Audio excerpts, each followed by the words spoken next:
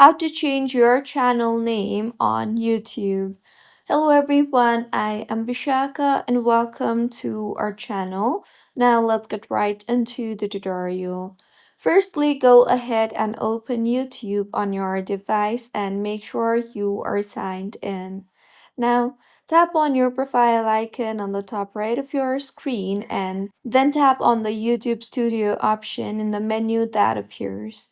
Now, in the interface that you will be led to from the left side toolbar, tap on the customization option and then scroll down, and under the name tab, you will be able to change your name.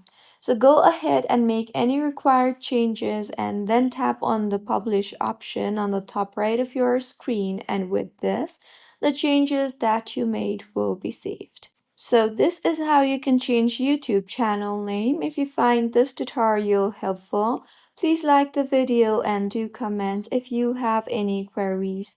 Also, do subscribe to our channel for more helpful tutorials like this. See you on the next one.